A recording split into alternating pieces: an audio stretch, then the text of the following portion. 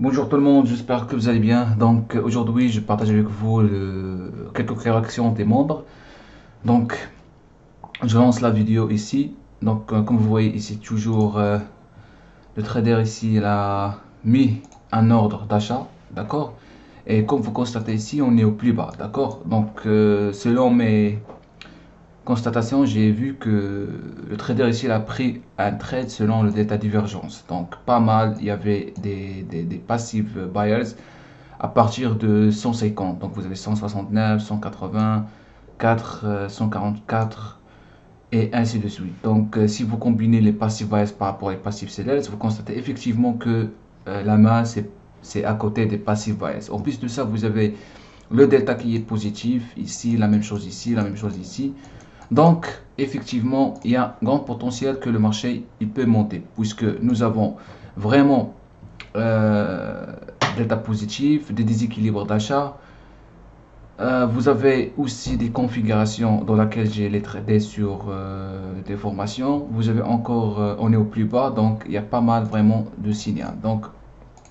Donc là, je dis effectivement, il y a grand potentiel que le marché va monter. Donc là, le trader ici, il a mis un stop loss de 6 ticks. Donc pour vraiment ce qu'il faut savoir, c'est que le marché SP500, c'est un marché qui est volatile, d'accord? Donc, au moins, il faut laisser le marché souffler un petit peu. Donc, pour un stop loss de 6 ticks, c'est pas suffisant. Donc, au moins 10 ticks, 12 ticks, c'est le minimum, d'accord? Si vous jouez, ou bien, pardon, si vous tradez dans un marché sur un marché qui est lourd, dans ce cas, vous pouvez faire vraiment un stop loss de 3 ticks, 4 ticks, d'accord?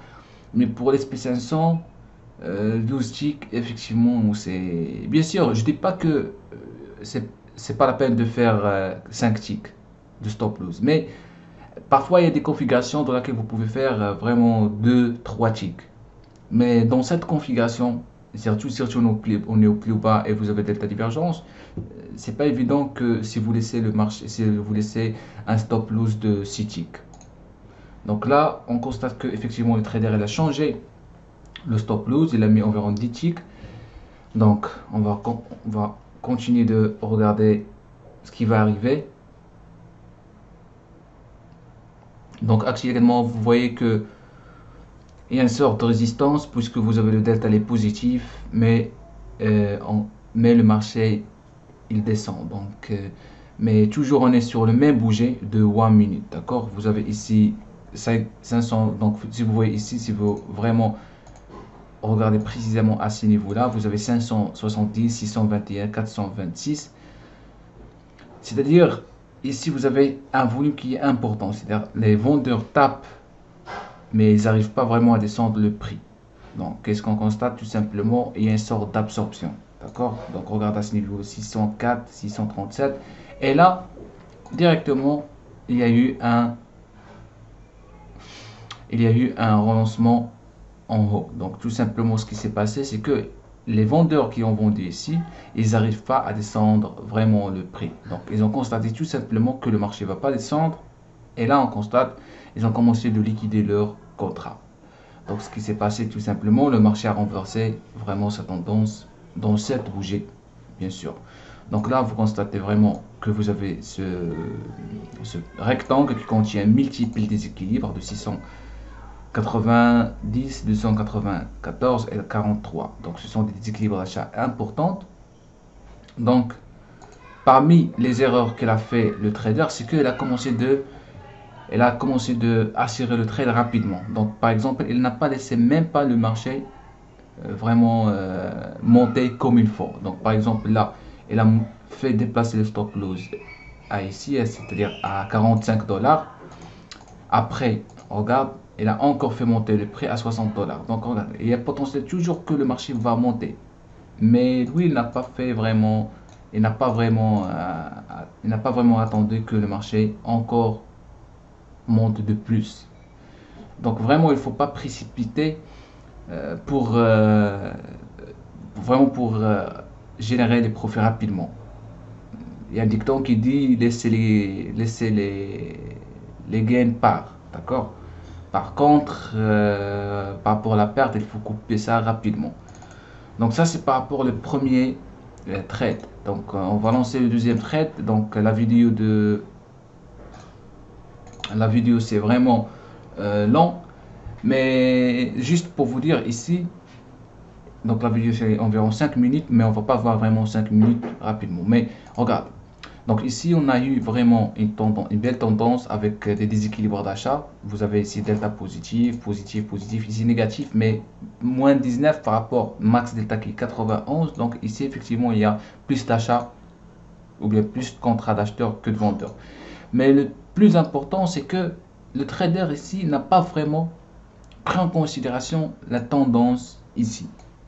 C'est-à-dire, vous avez le premier bouger, toujours ça orange 8, deuxième bouger, troisième bouger, quatrième bouger, cinquième bouger, sixième bouger, et ici le trader il a pris, il veut prendre un trade au septième bouger. Donc, remarque, on est au plus bas.